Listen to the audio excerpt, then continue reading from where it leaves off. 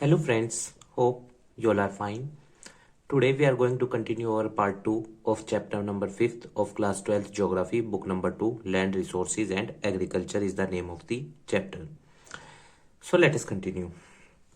Previously we have covered up the topic up to here. I will mention the link of the first video in the description box. You may check from there, and this is the second part.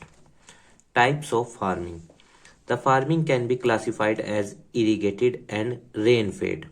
तो देखो farming दो तरीके की होती है। एक तो होती है सिंचाई करके, जो हमने मतलब खेत को बोया हो, सींचा हो, उसके बाद वो खेती हुई है। और एक होती है जो जैसे बारिशें हो जाती हैं तो उससे वो जो घास फूस उग जाती है, वो वाली खेती। Irrigated farming is based on the objective of irrigation. तो ये खेती किस पर्पज से की जाती है? बेसिकली इरिगेशन के पर्पज से, मतलब कि इसमें हम फील्ड को इरिगेट करते हैं ताकि क्रॉप्स को प्रोड्यूस किया जा सके, और ये प्रोडक्टिव होती है या और प्रोडक्टिव भी होती है। इस पे उत्पादकता की जाती है। अब फॉर एग्जांपल एक व्यक्ति है, वो खेत जोत रहा है, तो किस लिए जोत रहा है? ताकि कुछ प्रोडक्शन हो सके। The objective of protective irrigation is to protect the crops from adverse effect of soil। और इस जो सोयल के एडवर्स इफेक्ट है उससे भी फसलों को बचाना है। जैसे कई बार कीड़ा लग जाता है या पेस्ट लग जाता है तो केमिकल फर्टिलाइजर्स डाले जाते हैं ना उसमें, वो चीज। Productive irrigation is mean to provide sufficient soil moisture in the cropping season to achieve high productivity. Soil moisture mainly nitrogen से ऑब्जर्व करके मिट्टी में सॉयल वो होता है, या फिर लिविंग अर्थ वोन भी अगर हम उसमें डाल दें तो उससे भी सॉयल फर्टिलिटी बढ़ जाती है खेत के अंदर।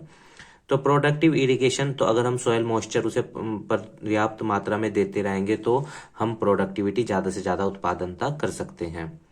Rain fed farming is further classified into two type. ये भी दो तरीके की है, ड्राई लैंड और wet land farming. In India, the dry land farming is largely confined to the region having annual rainfall। और dry land farming कहाँ होती है? जहाँ पे बारिशें कम होती हैं, जहाँ पे 75 सेंटीमीटर से भी कम बारिशें होती हैं, वहां पे आपको रेन फेड फार्मिंग का ड्राई लैंड पार्ट दिख जाएगा। These region grow hardy crops such as ragi, bajra, moong, gram, fodder due to, क्योंकि बारिशें यहाँ पे कम होती है तो यहाँ पे इस तरह की फसलें होती हैं। मूंग की दाल होगी, बाजरा हो गया, ग्राम हो गया या फोडर हो गया। सच रीजन में face flood and soil erosion hazardous. देखो यहाँ पे क्या हो सकता है, एक तो पानी की कमी हो जाती है या फिर सोयल इरोजन की भी क्या होती है, इस तरह से प्रॉब्लमेटिक सिचुएशंस बन जाती हैं। दे ग्रो, और जहां पे बारिशें ज्यादा होती हैं, ये है दूसरे रीजन की बात कर रहे हैं हम, जहां पे बारिशें बहुत ज्यादा होती हैं तो उन रीजन के अंदर बाढ़ आने के खतरे रहते हैं, मिट्टी का बहाव हो सकता है। दे ग्रो, जैसे आपने देखा भी होगा भारत के कुछ इलाकों में जहां पे मतलब कि फार्मिंग ज्यादा, वो बारिशें ज्यादा होती हैं तो वहां पे क्या होता है, बाढ़ आ जाती है कई बार। तो जहां पे बारिशें ज्यादा होती हैं बेसिकली उन इलाकों में फसलें कौन सी उगाई जाती हैं? जिन्हें पानी ज्यादा चाहिए होता है, जैसे राइस, जूट, शुगर केन। ठीक है। Food grains are classified as two type of cereal and pulses. Cereal crops कौन सी होती हैं? जो दाने वाली फसलें होती हैं, और पल्सेस मतलब दालें। तो सीरियल में कौन किसको हम गिनते हैं? अधिकतर अनाज को।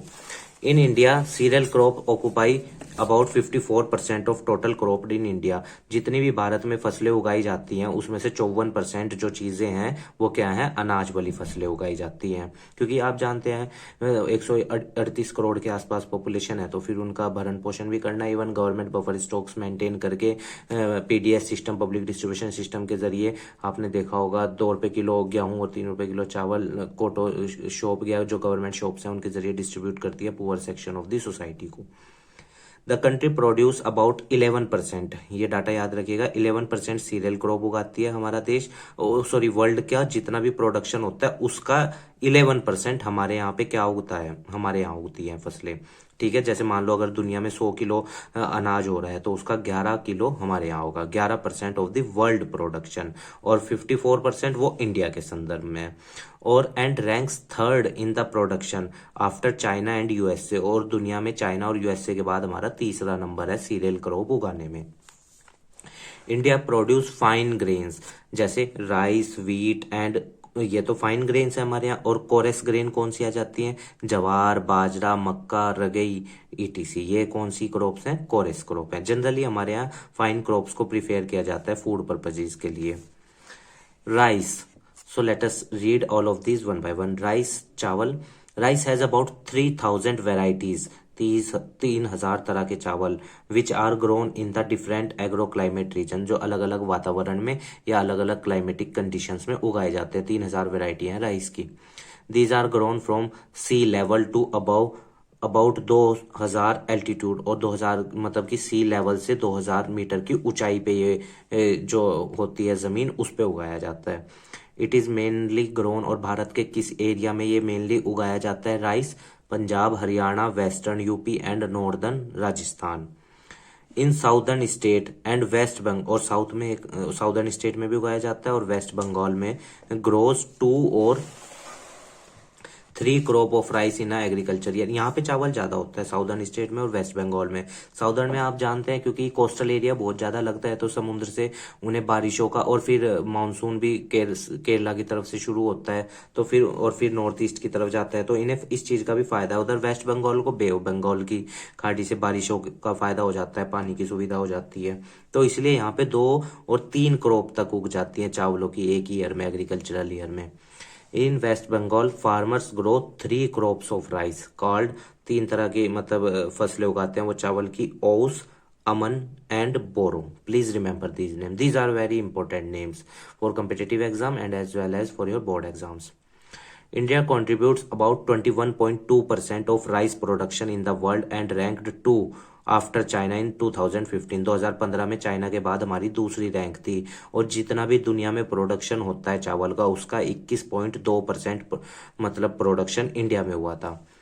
About 25% of the total cropped area in the country is under rice cultivation, और जितना भी हमारे यहाँ क्रॉप्ड एरिया है 54% तो सीरियल क्रॉप में, चावल भी सीरियल क्रॉप में ही आएगा। तो जितना भी क्रॉप्ड एरिया है हमारे यहाँ, उसमें 25% क्या उगाया जाता है कि उस एरिया में? चावल।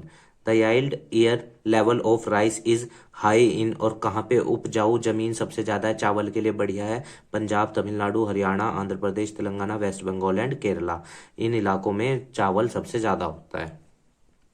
The yield of the crop, और जहाँ पे सबसे कम है वो कहाँ है? मध्य प्रदेश, क्योंकि आप जानते हैं मध्य प्रदेश सोयाबीन के लिए फेमस है। छत्तीसगढ़, ओडिशा, यहाँ पे क्या होता है? चावल की उपजाऊ जमीन की उपजाऊता क्या है? कम है। और ज्यादा कहाँ है? इन राज्यों में ज्यादा है। अब दूसरा जो हमारा सीरियल क्रॉप है वो है wheat. Wheat is the second most important cereal crop. जानते हो चावल के बाद गेहूं ही हमारे देश में सबसे ज्यादा खाया जाता है। India produce about 11.7% of the total wheat production of the world. 2015 के हिसाब में से जितना भी दुनिया में गेहूं उगाया गया था, उसका 11.7% गेहूं हमारे यहाँ उगाया था इंडिया में। ये रबी क्रॉप है हमारे यहाँ। अच्छा, रबी क्रॉप, जैद क्रॉप और अपना खरीफ का मैंने तीनों का टाइम पीरियड आप बता दीजिएगा। रबी का आप मुझे कमेंट बॉक्स में बताइएगा कि क्या है।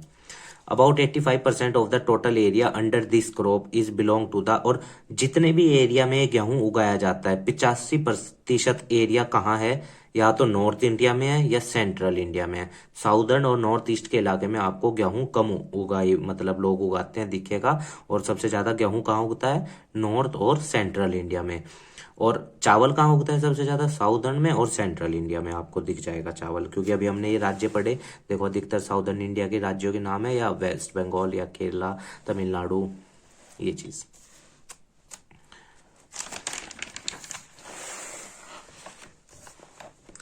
About 14% of the total cropped area, और जितना भी भारत का टोटल क्रॉप्ड एरिया है 25% तो चावल उगाने में उगती है 25% पे, और 14% पे क्या उगती है? गेहूं उगती है। The yield level of wheat is very high, about 4000 kilogram per hectare in Punjab और हरियाणा में। 4000 किलोग्राम हेक्टेयर से मतलब पर हेक्टेयर 40 क्विंटल निकलता है पर हेक्टेयर में पंजाब और हरियाणा में, और मॉडरेट लेवल यूपी और राजस्थान बिहार में है। ठीक है, यहाँ पे भी मतलब गेहूं अच्छे लेवल पे उगाया जाता है। और परसेंटेज कितना है टोटल क्रॉप एरिया का? 14%, वो भी याद रखना। The state like Madhya Pradesh, Himachal Pradesh, Jammu Kashmir growing wheat under rain fed condition have low yield, क्योंकि यहाँ पे बारिश के उस पे बेसिकली डिपेंड होके ये उगाते हैं, तो यहाँ पे उपजाऊता क्या है जमीन की गेहूं के मुकाबले मतलब कम है। हिमाचल प्रदेश और जम्मू कश्मीर तो आप जानते ही हो बेसिकली ठंडे फलों के लिए फेमस है, जैसे सेब हो गया यानी, या फिर के जम्मू कश्मीर केसर के लिए भी, अखरोट, ये सी चीजें। जवार एंड शोरगम, इट ऑक्युपाइज अबाउट 5.3%, जितना भी हमारे यहाँ मतलब टोटल एरिया है क्रॉप का, उसका 5.3% एरिया पे जवार और शोरगम उगाया जाता है। It is main food crop in semi arid, जहाँ पे सूखा पड़ता है या मतलब कि जहाँ पे उपजाऊता कम है या फिर मीन्स ऑफ लिविंग कम है सोर्सेज, तो वहाँ पे लोग इन चीज़ों से सर्वाइवल करते हैं। Basically in southern and central India में। Maharashtra alone produce more than half, Maharashtra एक ऐसा राज्य है जो जितना भी देश में जवार उगता है ना या शोरगम, उससे आधे से ज्यादा महाराष्ट्र में उगता है एक राज्य में, टोटल जवार प्रोडक्शन ऑफ द कंट्री में। अदर लीडिंग प्रोड्यूसर कौन कौन से हैं जहां पे जवार उगाया जाता है? Karnataka, Madhya Pradesh, Andhra Pradesh, Telangana. It is sown in both kharif और रबी सीजन, साउदर्न स्टेट में ये आपको दोनों सीजन में दिखाई दिख जाएगा, खरीफ सीजन में भी और रबी सीजन के अंदर भी। और इन दोनों के बीच का डिफरेंस क्या होता है? हमारा जैद सीजन। बाजरा, बाजरा इज सोन, सोन का मतलब बोना, in hot and dry climate, जहाँ पे क्लाइमेट गर्म हो, मतलब कि बहुत ही ज्यादा गर्मी हो, ठीक है ना। North western and western part, वही राजस्थान वाला इलाका। और 5.2% जितना भी हमारा टोटल क्रॉप्ड एरिया है इंडिया का, उसका 5.2% पे बाजरा उगाया जाता है। लीडिंग प्रोड्यूसर कौन से हैं बाजरा के? जो उनसे राज्य जहाँ पे सबसे ज्यादा उगाया जाता है, महाराष्ट्र, गुजरात, यूपी, राजस्थान एंड हरियाणा। और राजस्थान में the yield level of this crop is low, in Rajasthan में कम है क्योंकि पानी भी चाहिए होता है और वहां पे पानी की अवेलेबिलिटी कम है। येल्ड का मतलब होता है पैदावार। Of this crop has increase during recent year में, बढ़ी है किन राज्यों में? हरियाणा, गुजरात के अंदर, क्योंकि इरिगेशन फैसिलिटी बढ़िया हुई है। मेज, मकई, मकई की रोटी खाई होगी ना सरसों के साग के साथ, वो वाली मक्की। Maize is a food, food crop में रोटी बनाने में आप जानते ही हैं, as well as fodder crop, और चारे के रूप में भी उपयोग किया जाता है। Grown under semi arid climate condition and over inferior, जहाँ पे लेस फर्टिलिटी सोयल की है या फिर सेमी एरिड थोड़ी रेतीली मिट्टी है, वहां पे मेज उगाई जाती है। मक्का, this crop occupies only about, और जितना भी टोटल क्रॉप्ड एरिया है हमारे यहाँ का, उसका 3.6% में मक्का उगाया जाता है। It is shown all over India accept, कहाँ भारत में लगभग हर जगह दिख जाएगा, पर किन राज्यों में दिखाई देगा? पंजाब या ईस्टर्न इलाके में या नॉर्थ ईस्टर्न रीजन में भारत के आपको मकई कम दिखाई देगी।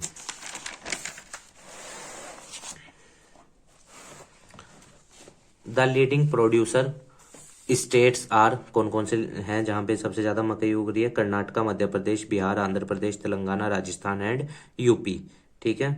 पंजाब में है नहीं, मैंने आपको अभी बताया। और हाई कहाँ पे है? साउदर्न स्टेट में and decline toward the central part, southern state में इंडिया के हाई है और ऊपर आते आते तक, सेंट्रल इंडिया तक आते आते तक ये कम हो जाती है। पल्सिस, दाल, दाल तो इंडिया के अंदर बड़ी मात्रा में खाई जाती है, आप जानते ही हैं। Pulses are a very important ingredient, सामग्री है वेजिटेरियन फूड के अंदर, और रिच सोर्स है प्रोटीन, दालों के अंदर प्रोटीन होता है। और जितना भी टोटल क्रॉप एरिया है हमारे यहाँ का, उस पर 11% पे क्या उगाई जाती हैं? दालें उगाई जाती हैं। और मेन दाल कौन सी हमारे यहाँ? ग्राम एंड तूर की दाल हमारे यहाँ पे मेन पल्सिस है। Oil seed, oil seed, mustard oil, ये सब। The oil seed are produce for extracting edible oil, जो खाने योग्य तेल निकाला जाता है, जैसे सरसों का तेल, तिल का तेल, वो चीज। जितना भी एरिया है कंट्री का, उसमें से 14% पे एडिबल ऑयल्स के लिए ऑयल सीड उगाई जाती हैं। ग्राउंड नट, मूंगफली का तेल, या फिर रेपसीड, सफेद सरसों, एंड मस्टर्ड, ठीक है, soybean and sunflower are the main oil seed, इन सब का तेल इंडिया के अंदर निकाला जाता है और बड़ी मात्रा में कंज्यूम भी किया जाता है फूड पर्पजेज के लिए। अदर ऑयल सीड्स में कौन कौन सी आ जाएंगी? Soybean and sunflower are the other important oil seed grown in India, ये इम्पोर्टेंट। सोयाबीन एंड सनफ्लावर ये भी इम्पोर्टेंट चीज है हमारे यहाँ। सोयाबीन मेनली आपको कहाँ दिखाई देगी? मैंने अभी बताया था, मध्य प्रदेश एंड महाराष्ट्र के रीजन में। और इन दो राज्यों के अंदर ही देश का 90% प्रोडक्शन किया जाता है सोयाबीन और सनफ्लावर का। देखो जितना भी देश के अंदर इनका प्रोडक्शन किया जाता है 90% इन राज्यों में है, इन दो राज्यों में। Sunflower is mainly cultivated, sunflower कहाँ पे होती है? बेसिकली कर्नाटका, आंध्र प्रदेश, तेलंगाना एंड महाराष्ट्र में सनफ्लावर उगाई जाती है। फाइबर में कॉटन आ जाएगा। These crops provide us fibre, रेशम फॉर प्रिपेयरिंग, किस लिए हमें कॉटन की जरूरत पड़ती है? कपड़े, बैग या फिर सैक्स बनाने के लिए। बोरी होती है ना, कट्टे होते हैं बड़े बड़े, आपने देखा होगा बोरी के, जिनमें वो होती है, क्या नाम, अपना गेहूं भरा जाता है या उस तरह की ETC. Cotton and jute are the two main fibre crops in India. ठीक है, कॉटन और जूट। जूट हमारा वेस्ट बंगाल वाले इलाके में होता है लगभग, और कॉटन हमारा नॉर्दर्न इंडिया और सेंट्रल इंडिया और साउदर्न इंडिया में भी दिख जाएगा। तो कॉटन के बारे में पढ़ते हैं। ये खरीफ सीजन में होती है, सेमी एरिड एरिया में होती है। India grows both short staple Indian cotton as well as long staple American cotton, दोनों उगती है हमारे यहाँ। ठीक है, नरम जिसे हम बोलते हैं, अमेरिकन वाली को नरम बोला जाता है। In northern western part of the country, north western में ये अमेरिकन वाली भी उगाई जाती है। कॉटन को कैसे बादलों की जरूरत पड़ती है? क्लियर स्काई की। ठीक है, ड्यूरिंग फ्लावरिंग स्टेज, जब इसके फूल आने खिलने लग रहे होते हैं ना, क्योंकि ये फूल से ही तो निकलती है कॉटन, तो जब वो फूल खिल रहे होते हैं तो स्काई जो होना चाहिए उस वक्त साफ होना चाहिए। भारत का चाइना के बाद दुनिया में दूसरा नंबर आता है कॉटन प्रोडक्शन के मामले में। Cotton occupies about 4.7% of the total cropped area in the country. जितना भी हमारे देश का क्रॉप्ड एरिया, उसका 4.7% एरिया में क्या उगाया जाता है? कॉटन उगाया जाता है। 3 cotton growing areas, parts of Punjab, Haryana, northern Rajasthan in north western इलाके में, Gujarat and Maharashtra in west, and plateaus of Andhra Pradesh, Karnataka and Tamil Nadu in the south. तो देखो, पंजाब, हरियाणा एंड नॉर्दर्न राजस्थान तो हो गया आपका नॉर्थ वेस्ट के इलाके में, गुजरात और महाराष्ट्र वेस्ट के इलाके में, and plateau of Andhra Pradesh, Karnataka और तमिलनाडु आपका साउथ में हो जाएगा, जहां पे कॉटन होती है। हाई यील्ड पैदावार कहाँ पे है सबसे ज्यादा? नॉर्थ वेस्टर्न रीजन में है। वेरी लो इन महाराष्ट्र में सबसे कम है ये, और रेन फेड कंडीशंस में उगती है महाराष्ट्र में। Jute, jute is used for making coarse, जो मोटे कपड़े होते हैं उनको बनाने के लिए जूट का उपयोग किया जाता है, जैसे बैग, बोरी एंड डेकोरेटिव आइटम्स जो हो गए। It is a cash crop, ये कैश क्रॉप है in waste Bengal and adjoining eastern part of the country. Basically इसको बेचने के पर्पज से लोग उगाते हैं। फाइबर क्रॉप है, बेचने के पर्पज से उगाई जाएगी। At present India produce 3/5 60% of, जितना भी दुनिया में जूट उगता है उसका 60% जूट भारत में उगता है। ये हमारे देश के लिए अच्छी बात है। West Bengal account for about, और वेस्ट बंगाल एक ऐसा इलाका है जहां पे 3/4 देश का प्रोडक्शन जितना भी होता है, 75% प्रोडक्शन वहां होता है। ये तो बहुत ज्यादा होता है। जब पार्टीशन हुआ था ना 1947 में, तो हमारी बहुत सारी जमीन जूट प्रोडक्शन की, जो बढ़िया जूट प्रोडक्शन की थी, रॉ मटेरियल की, वो ईस्ट पाकिस्तान में चली गई थी। क्योंकि जो आज हम जिसे 1971 में जो बांग्लादेश बना था ना इंडो पाक वॉर में, तो जो बांग्लादेश था वो पहले ईस्ट पाकिस्तान था, और जो इधर वाला पंजाब के बराबर में है वो वेस्ट पाकिस्तान था। तो आज जो ईस्ट पाकिस्तान है वो बांग्लादेश कहलाता है, और जो वेस्ट पाकिस्तान है वो पाकिस्तान कहलाता है। बिहार एंड असम आर, तो हमारी बहुत सारी फर्टाइल जमीन कहाँ चली गई थी? ईस्ट पाकिस्तान में जूट की, और वेस्ट वालों के पास भी हमारी बहुत फर्टाइल जमीन गई थी। Bihar and Assam are the other jute growing areas, ये भी हैं, बिहार और असम भी है, पर सबसे ज्यादा बंगाल में है। 75% देश का टोटल प्रोडक्शन का प्रोड्यूशन वहां पे होता है। This crop account for only about 0.5% of the total cropped area in the country, और जितना भी मतलब हमारे देश में क्रॉप्ड एरिया उसका 0.5% पे ही जूट उगाया जाता है, क्योंकि कम डिमांड है, क्योंकि आर्टिफिशियल फाइबर ही इतने ज्यादा अवेलेबल है मार्केट में। Other crops, sugar cane, tea, coffee, ये भी इंपॉर्टेंट क्रॉप है, जैसे sugar cane. Under rain fed condition it is cultivated in sub humid and humid climate, मतलब ह्यूमिड क्लाइमेट में भी, और जो जहाँ पे नमी कम है वहां पे भी ये होता है। In Indo Gangetic plain it is cultivated mainly in UP, और इंडो गैंगेटिक जहाँ से गंगा बहती है उन इलाकों में ये मेनली यूपी में, गन्ना यूपी में ही आप जानते हैं सबसे ज्यादा प्रोडक्शन होता है गन्ने का। शुगर केन ग्रोइंग एरियाज कौन कौन से हैं? महाराष्ट्र, गुजरात, कर्नाटक, तमिलनाडु, आंध्र प्रदेश, यहाँ पे यूपी भी, यूपी चलिए हमने यहाँ पे मेंशन कर दिया, पर आप याद रखिएगा यूपी भी है। India was the second largest producer of sugar cane. Brazil के बाद दुनिया में भारत दूसरा नंबर पे आता था 2015 के डाटा के हिसाब से शुगर केन प्रोडक्शन में। और जितना भी दुनिया में शुगर केन का प्रोडक्शन होता है 19% प्रोडक्शन कौन सा देश करता है? भारत करता है उस टोटल प्रोडक्शन का।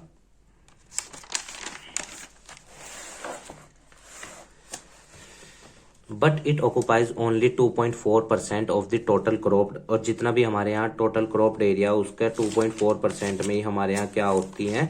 शुगर केन उगाया जाता है। यूपी प्रोड्यूस, और जितना भी देश के अंदर शुगर केन उगता है उसका 40% यूपी में उगाया जाता है। महाराष्ट्र, कर्नाटका, तमिलनाडु, आंध्र प्रदेश आर इन राज्यों में जो है शुगर केन की यील्डिंग पर प्रोडक्टिविटी यानी पर हेक्टेयर प्रोडक्टिविटी ज्यादा है। और सबसे कम कहाँ है? नॉर्दर्न इंडिया में है। चाय, असम जानते हैं आप। T is a plantation crop, ये याद रखना। यूज्ड एज बेवरेज, पीने के लिए हम इसको उपयोग करते हैं।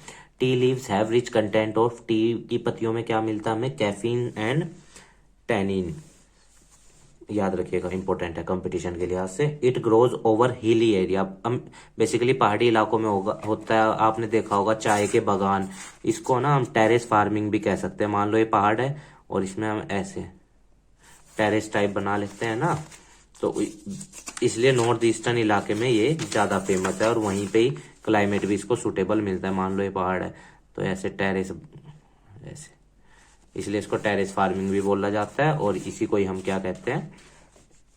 हिली एरियाज में भी ये होती है। In India tea plantation started 1840 में शुरू हुई थी ब्रह्मपुत्र वैली में, आसाम वाली side, which still is a major growing. और आसाम आज भी भारत का सबसे बड़ा राज्य है जो टी का प्रोडक्शन करता है। Later on plantation was introduced in waste Bengal में भी हुई, दार्जिलिंग, जलपाईगुड़ी एंड कोच बिहार डिस्ट्रिक्ट इन राज्यों में भी, कूच बिहार डिस्ट्रिक्ट इन राज्यों में भी, मतलब इन जगहों पर भी, वेस्ट बंगाल या फिर असम, इन पे भी बड़े स्केल पे होने लगी। और इन जगहों पर दार्जिलिंग हो गया, जलपाईगुड़ी हो गया, कूच बिहार डिस्ट्रिक्ट हो गया, यहाँ पे भी ये बड़े स्केल पे उगाई जाती है। Tea is also cultivated on the lower slope of the Nilgiris and Cardamom Hills in Western Ghat, और इन इलाकों में भी ये उगाई जाती है। इंडिया प्रोड्यूस, जितना भी दुनिया में टोटल प्रोडक्शन होता है चाय का उसमें से 21.8% इंडिया के अंदर होता है 2015 के हिसाब से। India share in the international market is second, China के बाद दुनिया में एक्सपोर्ट करने में चाय के हम दूसरे नंबर पे आते हैं 2015 के डाटा के हिसाब से। और देश में जितना भी चाय उगाया जाता है उसका 53.2% चाय सिर्फ भारत का एक राज्य असम उगा देता है। वेस्ट बंगाल और तमिलनाडु भी मतलब are the other leading producer of tea, यहाँ पे भी बड़े स्केल पे टी उगाई जाती है पर सबसे ज्यादा असम में है। Coffee, there are 3 varieties of coffee, arabica, liberica and robusta. India mostly grow superior quality of coffee, तो ये याद रखना सबसे बढ़िया क्वालिटी ऑफ कॉफी है arabica, which is in great demand in international market में, इसकी बहुत ज्यादा डिमांड है। और जितना भी दुनिया में कॉफी का प्रोडक्शन होता है उसका 3.7% कॉफी का प्रोडक्शन भारत करता है। India ranks in is 7th, Brazil, Vietnam, Colombia, Indonesia, Ethiopia, Honduras के बाद भारत 7वें नंबर पे आता है 2015 की रैंक के हिसाब से।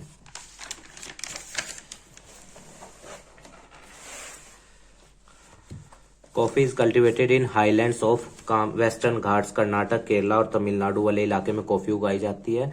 कर्नाटका के पास ही, मतलब कर्नाटक में कॉफी सबसे ज्यादा होती है ना भारत में। जितनी भी भारत के अंदर कॉफी प्रोडक्शन होता है उसका 2/3 प्रोडक्शन सिर्फ एक राज्य कर्नाटक के अंदर होता है। तो अगर कंपटीशन में पूछे कि largest producing state in India which produce the coffee, that is Karnataka. Agricultural development in India, in 2001 about 53% population of the country was dependent on agriculture, और अब 48.9% है। और डायरेक्टली इनडायरेक्टली बात करोगे, डायरेक्टली 48.9% और इनडायरेक्टली हमारा 66% के आसपास है। अलाइड सेक्टर को भी अगर हम साथ में जोड़ दें, and 57% of its land is use for crop cultivation. और जितनी भी भारत की 3.2 मिलियन स्क्वायर किलोमीटर का एरिया है उसमें से 57% एरिया किस चीज में यूज होता है? क्रॉप कल्टीवेशन में। और वर्ल्ड शेयर में हम 12%, जितना भी दुनिया में एरिया है जिसपे फसल उगाई जाती है उसका 12% एरिया भारत के अंदर है। There is a tremendous pressure on agriculture land in India, क्योंकि आपको पता है जनसंख्या बढ़ती जा रही है, खाने वाले बढ़ते जा रहे हैं, ह्यूमन रेशो बढ़ता जा रहा है, डिपेंडेंसी बढ़ रही है नेचर पे, तो धरती के ऊपर दबाव आ रहा है और वहीं से ही नई नई कॉलोनीज बन रही हैं, बिल्डिंग्स बन रही है, लैंड कम होती जा रही है और यूजर्स बढ़ते जा रहे हैं, तो फिर धरती के ऊपर प्रेशर तो बढ़ेगा ही। इट इज ओनली 0.31 हेक्टेयर पर पर्सन के हिस्से में है and in the world is average अगर हम वर्ल्ड का निकालें 0.59 पर हेक्टेयर पर पर्सन। तो डेवलपमेंट की स्ट्रेटेजी क्या है? इंडियन एग्रीकल्चरल हैड डिसअपॉइंटिंग, निराशजनक परफॉर्मेंस है अगर हम 20वीं शताब्दी में देखें, 20वीं शताब्दी के हाफ तक। This period had severe drought, अकाल आया एंड भुखमरी आई, सूखा पड़ा, क्योंकि इरिगेशन फैसिलिटीज या रिसोर्सेज कम थे ना हमारे यहाँ अवेलेबल। ये तो अगर आप बात करो 1950 के बाद जब हमारा प्लानिंग कमीशन बना, या 51 का 5 ईयर प्लान जिसका मेन फोकस एग्रीकल्चर पे था, 56 तक चला पहला 5 ईयर प्लान, ठीक है। उसके बाद 1966 का ग्रीन रेवोल्यूशन या लैंड रिफॉर्म्स जो किए गए, या रिसेंटली गवर्नमेंट की जो पॉलिसीज है, प्रधानमंत्री फसल बीमा योजना या कृषि कार्ड्स या फिर किसान चैनल या फिर ये जो ई मंडी पोर्टल्स, इतनी सारी चीजें सरकार कर रही है ताकि क्या कर सके, एग्रीकल्चर सेक्टर में डेवलपमेंट ला सके। पार्टीशन के वक्त मैंने अभी पीछे भी बताया था वीडियो में, बहुत सारी फर्टाइल जमीन चली गई थी, 1/3 जमीन हमारी फर्टाइल चली गई थी ईस्ट पाकिस्तान और वेस्ट पाकिस्तान में। बहुत देखो अच्छी जमीन गई, सबसे बड़ी बात वो है। वेंट टू पाकिस्तान मतलब ईस्ट पाकिस्तान में जूट वाली सारी रॉ मटेरियल की जमीन चलेगी जो अब बांग्लादेश कहलाता है, और वेस्ट पाकिस्तान में हमारा वो वाली जमीन चलेगी। After independence government adopted the strategy to increase food grain production. तो आजादी के बाद गवर्नमेंट ने भारत के अंदर फूड ग्रेन के प्रोडक्शन को बढ़ाने की कोशिश की। फर्स्ट स्ट्रेटेजी क्या थी? जो हम कैश क्रॉप पे शिफ्ट करा था हमें अंग्रेजों ने, दोबारा से फूड क्रॉप पे शिफ्ट होंगे। Second, intensification of cropping over already cultivated land if to then grows. और हम क्या करेंगे, क्रॉप को, फसलों के उत्पादनता को बढ़ाएंगे उसी सेम लैंड ऑफ एरिया पे। पर देखो याद रखना, अगर ठीक है क्रॉप प्रोडक्शन बढ़ा लोगे नई टेक्निक्स ऑफ प्रोडक्शन अपना के, पर दूसरी बात ये भी याद रखना कि फर्टिलिटी ऑफ सोयल भी वहीं पे लूज होनी शुरू होगी। अब ग्रीन रेवोल्यूशन लोग कहते हैं कि ठीक है उससे प्रोडक्शन बढ़ा देश के अंदर, चलिए मानते हैं HYV सीड से बढ़ा, पर हमें ये भी देखना होगा कि सोयल ने अपनी फर्टिलिटी कितनी खोई, वो नेगेटिव फैक्टर भी तो नहीं अवॉइड कर सकते ना। तीसरा हमने क्या किया, थर्ड, इंक्रीजिंग कल्टिवेटेड एरिया बढ़ाया हमने देश का ताकि ज्यादा से ज्यादा उत्पादकता की जा सके, और टेक्नोलॉजी अपग्रेडेशन भी किया। Initially this strategy helped in increasing food grain production but due to drought during the mid 1960s resulted in food crisis. पर 1960 में भारत के अंदर ड्रॉट आया, सूखा पड़ गया, फूड क्राइसिस बढ़ गए, तो फिर हम ग्रीन रेवोल्यूशन ले आए। तो हमने इंपोर्ट करना शुरू किया फूड ग्रेन का, क्योंकि हमारे यहाँ ड्रॉट आ गया था ना। तो the new seed variety of wheat Mexico से हुआ था ये, और फिलीपींस में राइस था जिसे हम HYV सीड्स कहते थे, वो इंडिया के अंदर इंट्रोड्यूस किया गया। और याद रखना ग्रीन रेवोल्यूशन के मतलब फादर किसे कहा जाता है इंडिया के अंदर, M स्वामीनाथन को, उनका नाम आप यहाँ पे लिख लेना, M Swaminathan. India introduce HYV seed along chemical fertiliser. अब इन HYV सीड के साथ समस्या पता क्या थी? चलो ठीक है ये उत्पादकता ज्यादा करते थे पर ये महंगे बहुत थे, और फिर इन्हें कीड़ा बहुत जल्दी लगता था, और फिर दूसरी बात इनको पानी बहुत ज्यादा चाहिए था। अब गरीब किसान कहाँ से अफोर्ड करेगा? तो बेसिकली इसका फायदा HYV सीड का शुरुआती दौर में ये अमीर किसानों ने उठाया, क्योंकि केमिकल फर्ट और गरीब किसान बेचारा किसी तरह चलो HYV सीड खरीद के लाया, वो केमिकल फर्टिलाइजर या ये सब चीजें कहाँ से लाता उस वक्त? आज तो गवर्नमेंट प्रोवाइड कराती है सब्सिडाइज रेट पे, पर उस वक्त की हम बात कर रहे हैं। India introduce HYV seed along with chemical fertiliser कहाँ पे? Punjab, Haryana, western UP, Andhra Pradesh and Gujarat. Please remember names of these state. और हाँ यहाँ पे फसलों के नाम भी लिख लेना। बेसिकली 5 फसल थी, वीट, राइस, बाजरा, जवार, मेज। जब आप नोट्स बना रहे होंगे तो यहाँ पे लिख लेना। This strategy increase the food grain production at very fast rate. ठीक है, बढ़ा, गवर्नमेंट बफर स्टॉक मेंटेन करने के भी काबिल बनी, जिससे PDS सिस्टम के जरिए गवर्नमेंट ने पुअर सेक्शन ऑफ सोसाइटी को फूड प्रोडक्शन डिस्ट्रीब्यूट किया। अच्छी चीजें हैं। This spurt of agricultural growth came to known as green revolution. समझ गए आप ग्रीन रेवोल्यूशन कहा गया ऐसे? Firstly it was introduced in several state due to the gap between other state increase like provide machinery HYV seed gap between communities. Communities के बीच में तो गैप बढ़ना ही था। अभी मैंने आपको एग्जांपल से बताया ये बीज बहुत महंगे थे। तो सोसाइटी के अंदर दो कम्युनिटीज होती हैं बेसिकली, अगर हम मार्क्सवादी की बात करें, कैपिटलिस्ट और पीजेंट्स। तो कहने का मतलब है अमीर और गरीब लोग। तो अमीर लोग इसका फायदा उठा के और अमीर हो गए, गरीब लोग अफोर्ड नहीं कर पाए। देन इन 1970s टेक्नोलॉजी, जैसे जैसे टेक्नोलॉजी बढ़ी चीजें सस्ती होंगी, क्योंकि शुरू में जब तक चीजें अवेलेबल, ये तो डिमांड और सप्लाई का कंसेप्ट है, जब तक सप्लाई कम होगी रेट हाई होगा, और सप्लाई ज्यादा होते ही रेट गिरना शुरू हो जाएगा। तो वही चीज हुई। पर रीजनल डिस्पारिटीज कम नहीं हो पाई। इवन आज भी आप देख लो, अगर हम प्रोडक्शन की बात करें, पंजाब, हरियाणा, उत्तर प्रदेश और नॉर्थ ईस्ट के इलाकों में, या फिर अगर हम सेंट्रल इंडिया में जाएं या थोड़ा सा साउदर्न इंडिया में भी चले जाएं, तो आपको प्रोडक्शन कम दिखाई देगा नॉर्दर्न इंडिया के मुकाबले, जो क्रॉप्स इसमें कवर की गई थी। But the regional disparities didn't remove. In 1988 planning commission, याद रखना ये थिंक टैंक है गवर्नमेंट का, और 2015 में इसका नाम बदल के नीति आयोग किया था। प्लानिंग कमीशन का 1950 में बना था। और जो भी व्यक्ति भारत के वो प्रधानमंत्री होंगे वो प्लानिंग कमीशन के चेयरमैन होंगे। तो पहले थे पंडित जवाहरलाल नेहरू जी, अब नीति आयोग है। तो नीति आयोग के कौन है इस वक्त? प्रधानमंत्री Shri Narendra Modi ji. Planning commission initiated agro climatic goals to create balanced in agricultural development in the country. तो प्लानिंग कमीशन ने कोशिश करी कि हम एग्रीकल्चरल बैलेंस देश के अंदर स्थिर करें और उसे मतलब कि एग्रीकल्चर सेक्टर को डेवलप करें। क्योंकि आप जानते हो, ये तो चलो 1990 के बाद न्यू इकोनॉमिक पॉलिसी आई, उसके बाद ही तो मैन्युफैक्चरिंग सेक्टर और प्राइवेट ये टर्शरी सेक्टर हमारे यहाँ उभर पाया। उससे पहले तो सब किस पे डिपेंड थे? एग्रीकल्चर पे ही थे, और उसी के डेवलपमेंट नहीं था। तो वो चीज़। और पॉलिटिकल इनस्टेबिलिटीज भी बहुत ज्यादा थी 1970s से लेके या 1990s तक की अगर आप बात करो। इमरजेंसी भी लगी देश में उस पीरियड में। They emphasise for diversification of dairy farming, ये बढ़िया चीज थी। आप इसमें जानते हैं डेयरी फार्मिंग को, या फिर फ्लड रिवॉल्यूशन चलाया गया था वर्जेश कुरियन जी के द्वारा, मिल्क के प्रोडक्शन को बढ़ाने के लिए, हॉर्टिकल्चर, लाइव स्टॉक, एक्वाकल्चर, इन सब चीजों को प्रोडक्शन को बढ़ाने के लिए, ताकि हम क्या कर सके, जो डिसगाइज बेरोजगारी है ना, छिपी हुई बेरोजगारी एग्रीकल्चर के अंदर, उसे शिफ्ट कर सके अलाइड सेक्टर के साथ, ताकि क्या हो सके, एक तो जो एग्रीकल्चर के ऊपर बर्डन है वो कम हो सके, छिपी हुई बेरोजगारी दूसरी जगह शिफ्ट हो जाएगी, तो उन लोगों को रोजगार मिलेगा और फैमिली इनकम और फार्मर की इनकम्स भी बढ़ेगी। Growth of agriculture and output and technology. 3 factors depend on increased food grain production on with improvement in technology during the 50 year। तो 3 फैक्टर हैं जिसकी वजह से मतलब हमारे यहाँ फूड ग्रेन प्रोडक्शन बढ़ा। पहला, first production of rice and wheat has increased N impressive rate. ये बहुत तेजी से बढ़ा क्योंकि ग्रीन रेवोल्यूशन और ये सब चीजें थी। Production other crop like sugar cane, oil seed and cotton, ये भी बढ़ा। और तीसरा, मतलब ये दूसरे में ही आ गया, पहले में ही। सेकंड है, इरिगेशन स्ट्रक्चर इंडिया का इंप्रूव हुआ। जानते हैं आप, खेती करने, इंदिरा गांधी कैनाल योजना बढ़िया योजना थी या नहीं, या फिर अपना HYV सीड्स, ये सब चीजें, या गवर्नमेंट के पहला 5 ईयर प्लान फुल्ली तरह एग्रीकल्चर पे फोकस कर देना, ये सब चीजें क्या थी जिसने एग्रीकल्चर सेक्टर को डेवलप किया। अच्छा, एक चीज और मैं बताऊं आपको, ये 12 5 ईयर प्लान चले। 12वां 5 ईयर प्लान का टाइम था 2012 से 17 में, वो खत्म हो गया था। पर जो इन 12 5 ईयर प्लान में से सिर्फ पहला 5 ईयर प्लान ऐसा था जहां पे ग्रोथ रेट डबल हुई थी जितनी टारगेट की गई थी उससे। कंपटीशन का क्वेश्चन है, याद रखना।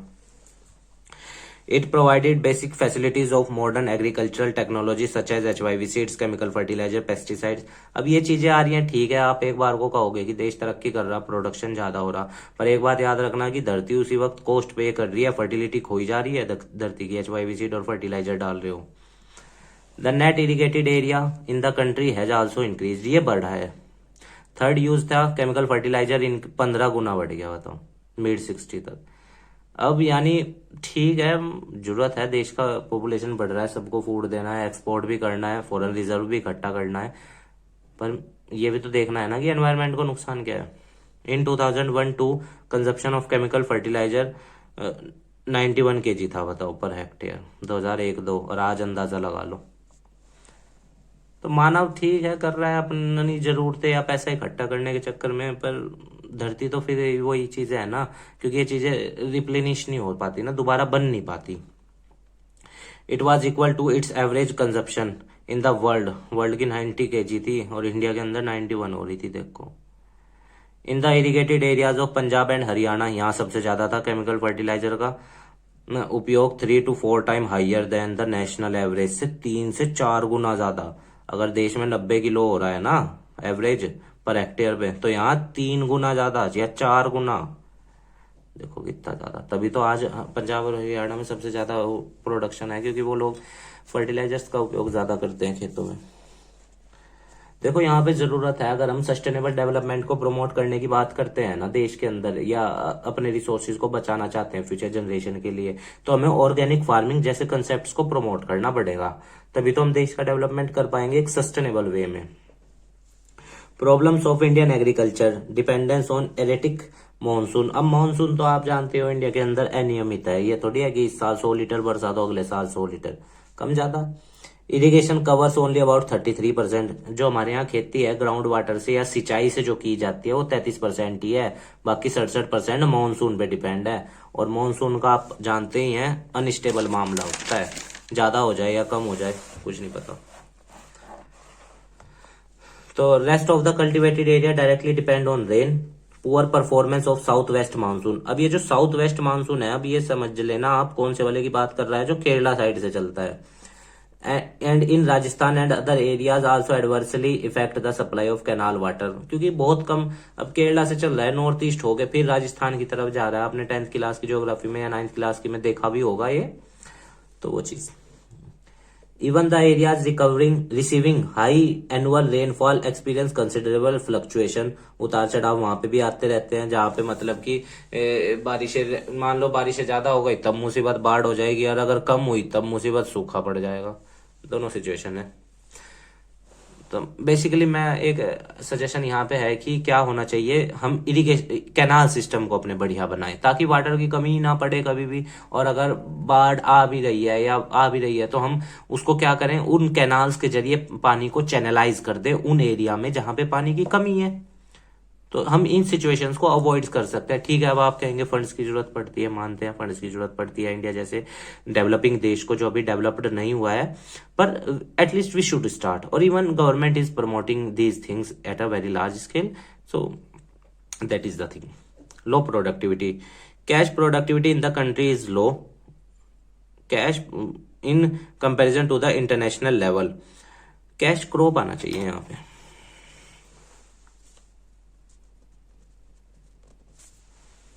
पर hectare output of most of the crops such as rice, wheat, cotton, oilseed in India USA और रशिया से, जापान से कम है।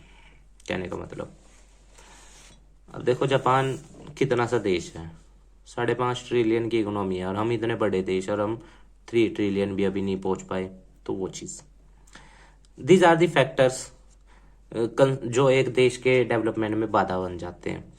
कंसंट्रेंट्स of financial resources and indebtedness. अब ये भी एक दिक्कत है कि कर्जे भी होते हैं कई बार फार्मर्स पे या देश पे। जैसे 1991 की पॉलिसी लाने के लिए वर्ल्ड बैंक ने या IMF ने हमारे सामने जो वो कंडीशन क्या रखी थी कि भाई $7 बिलियन का कर्जा जब देंगे जब आप अपने देश को ओपन इकोनॉमी बनाओगे। ये आपने ये अपना इंडियन इकोनॉमी की वीडियो में प्लेलिस्ट में जाना और 3rd चैप्टर को देख लेना, वो पूरा इसी पे ही बेस्ड है, न्यू इकोनॉमिक पॉलिसी ऑफ 1991। तो वो भी एक कारण है। The input of modern agriculture are very expensive. मशीनें तो आज के दौर में महंगी हैं ही खेतों में, आप जानते ही हैं। बड़े बड़े रूटावेटर्स या मशीनें क्रॉपिंग करने के लिए, मॉडर्न फार्मिंग को अपनाने के लिए महंगी है। द सेविंग ऑफ मेडिकोर और स्मॉल फार्मर, वो नहीं ने प्रिपेयर कर सकते, क्योंकि अगर आप कहोगे कि गवर्नमेंट सब्सिडाइज रेट पे भी दे, चलो गवर्नमेंट सब्सिडाइज रेट पे भी कहाँ तक दे, और फिर दूसरी बात है टैक्स पेयर का पैसा है, तो वो तो फिर क्वेश्चनिंग करेंगे ना, क्योंकि गवर्नमेंट को तो एक हार्मोनाइज्ड वे में लेके चलना होता है डेवलपमेंट को। Most of such farmers take credit, तो क्रेडिट लेते हैं इंस्टीट्यूशन और मनी लेंडर से, फिर वो अगर फसलें सही ना हो या फसलें बेकार हो जाएं तो वो डेब्ट ट्रैप में फंस जाते हैं, कर्जे नहीं चुका पाते। हालांकि यहाँ पे गवर्नमेंट ने रिसेंटली, मैं मोदी गवर्नमेंट को इसके लिए अप्रिशिएट करूंगा, उन्होंने एक अच्छी स्कीम चलाई थी, प्रधानमंत्री फसल बीमा योजना। उसके तहत फसल को बोने से लेके खेत से उठने तक उसका इंश्योरेंस। इससे हम क्या कर सकते हैं, फार्मर का वो जो डबल इनकम वाला ड्रीम है हम उसको अचीव कर सकते हैं इन चीजों को और ज्यादा प्रोत्साहन देकर। तो ये अच्छी चीज है कि हम उनकी फसलों को इंश्योर कर रहे हैं। Lack of land reforms, Indian peasantry had been exploited for a long time. Britishers ने जानते ही हमारा एक्सप्लॉयटेशन किया, जबरदस्ती नील खेती या फिर कैश क्रॉप उगवाना या हमारे हैंडीक्राफ्ट को तबाह कर देना। जमींदारा था हमारे यहाँ, ये एक्सप्लॉयटेटिव था। लगान भरना पड़ता था एक तय डेट पे, और वो फिर जमींदार लगान भरता था एक फिक्स डेट पे उनको, अंग्रेजों को। अगर जमींदार नहीं भरेगा तो उसके अधिकार संपत्ति छीन ली जाएगी। इसको बढ़िया समझने के लिए आप हिस्ट्री क्लास की चैप्टर 1 की वीडियो देख लीजिएगा हमारी, वो आपको बढ़िया समझ में आ जाएंगी ये चीजें। After independence land reform were given priority. Land reforms लाए गए जब हमने बिचौलियों को खत्म किया या इंटरमीडिएटरीज को खत्म किया या जमींदारा खत्म किया। But these reform were not implemented due to weak political will. पर ये सही से इम्प्लीमेंट नहीं हुए क्योंकि लूप होल्स होते हैं कई बार सिस्टम्स के अंदर या पॉलिसीज के अंदर। तो वो चीज पॉलिटिकल विल मतलब राजनीतिक इच्छा नहीं थी कि इनको सही से इम्प्लीमेंट किया जाए। Small farm sizes and fragmentation. अब ये भी एक मुसीबत है, फ्रेगमेंटेशन। ये तो सबसे ही बड़ी मुसीबत है। एक क्या, मान लो ये जमीन है 10 बीघा, 2 बच्चे हुए, 5-5 बटकी। अब आगे एक हो, 2 और हो गए, 2.5 बीघे। अब बताओ ये 2.5 बीघे वाला करने वाला आदमी ये जॉब करना सोचेगा या खेती करेगा? तो फ्रेगमेंटेशन एक मुसीबत है जिसकी वजह से लैंड होल्डिंग क्या होती जा रही है, कम। लोग खेती को प्रिफेयर नहीं कर रहे और बिना खेती के सर्वाइवल नहीं है क्योंकि अलाइड सेक्टर तो इसी पे डिपेंड है। 60% फार्मर्स हैव, इनके पास जमीनें कम है, ठीक है, 1 हेक्टेयर से भी। बताओ the average size of land holding is decreasing, घटता जा रहा है क्योंकि लैंड के ऊपर पॉपुलेशन का प्रेशर बढ़ता जा रहा है।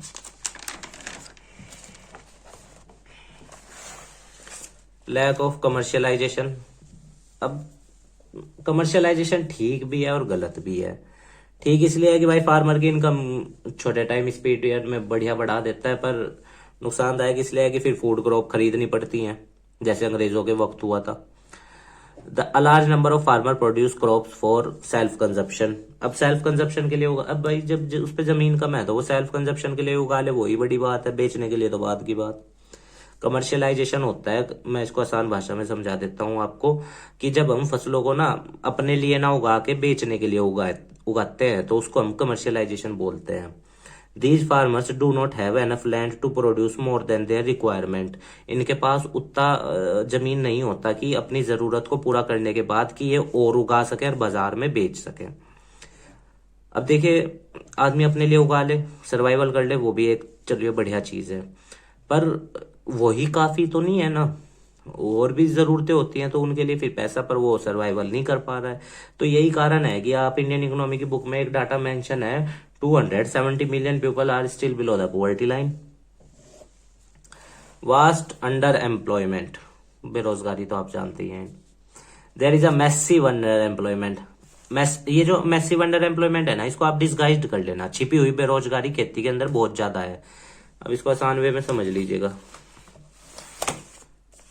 देखिए वीडियो लॉन्ग हो रहा है पर आप इसको चीजों को समझ आने के लिए ही थोड़ा सा हो जाता है कई बार। मान लो ये जमीन है, यहाँ पे 2 लोग काम कर सकते हैं, पर एक परिवार के 4 लोग लगे हुए हैं इसमें, तो 2 लोग तो फालतू है ना, उनकी जरूरत तो नहीं है, पर वो लगे हुए हैं। देखने में तो वो रोज लगेगा कि काम कर रहे हैं, पर वो छिपे हुए बेरोजगार हैं। इसको ही हम बोलते हैं डिस्गाइज्ड अनएम्प्लॉयमेंट। और एग्रीकल्चर के अंदर आपको इंडिया में बहुत ज्यादा दिखाई देगी। एक से काम चल सकता है पर परिवार में दोनों लोग उसी में ही लगे हुए हैं। तो हम अच्छा अभी कैसे हम इस परिवार की स्थिति सुधार सकते हैं? ये जो 2 लोग हैं ना, एक को डेयरी खुलवा दे या एक को खेत में ही छोटे से एरिया में फार्मिंग वो करवा दे, फिशिंग करवा दे या पोल्ट्री फार्म। इसकी भी इनकम बढ़ गई, डेयरी वाले की भी बढ़ गई, ये 2 तो कर ही रहे थे, अब परिवार बढ़िया हो जाएगा। पर वो 2 वहां लगे हुए हैं तो वो छिपे हुए बेरोजगार हैं। तो सीजनल, ये भी एक मुसीबत है, इसमें अनएम्प्लॉयमेंट है। भाई फसलें बहुत ही अब जब तक कटाई नहीं होती तब तक खाली है। कल्टीवेबल लैंड घटता जा रहा है क्योंकि नई नई कॉलोनीज या आप जानते हैं डेवलपमेंट पर्पजेज। अब फॉर एग्जांपल एक हाईवे बनना है, ठीक है, आपका हो गया डेवलपमेंट पर्पज के लिए हाईवे बनना है। अब किसानों की कई हजार बीघे जो फर्टाइल जमीन थी वो इस हाईवे के चक्कर में गई। ठीक है, डेवलपमेंट तो हो गया, हाईवे बन गया, पर कल्टीवेबल लैंड घट गई। अब मान लो 1000 बीघा जमीन ऐसी थी जो चली गई हाईवे बनने में। मान लो 3 क्विंटल उगता है एक पे, कितने क्विंटल प्रोडक्शन कम हो गया? 3000 क्विंटल। अब अंदाजा लगा लो कितने हाईवेज या और चीजों के लिए जमीन कम होती जा रही है, तो उतना कल्टीवेबल लैंड कम हो रहा है। This is a serious problem because of depletion of soil fertility. ये भी एक कारण है कि सॉइल की फर्टिलिटी केमिकल फर्टिलाइजर से घट रही, उस तरह भी खराब हो रही जमीन और इस तरह भी।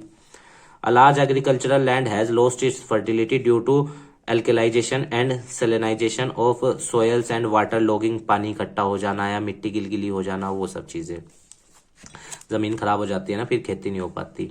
Alkalinity and salinity have already, रेतीली हो जाना मिट्टी का, already affected about 8 million 80 lakh hectare जमीन इससे पहले ही प्रभावित है, बताओ। और 70 लाख हेक्टेयर जमीन देश के अंदर क्या हो चुकी है, फर्टिलिटी अपनी खो चुकी है वाटर लॉगिंग की वजह से।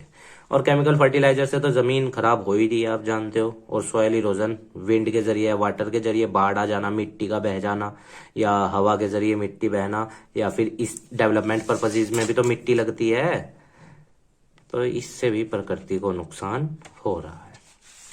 तो उम्मीद है गाइज आपको ये चैप्टर समझ में आया होगा, दोनों पार्ट देख लीजिएगा। कोई क्वेरी हो कमेंट बॉक्स में बता देना।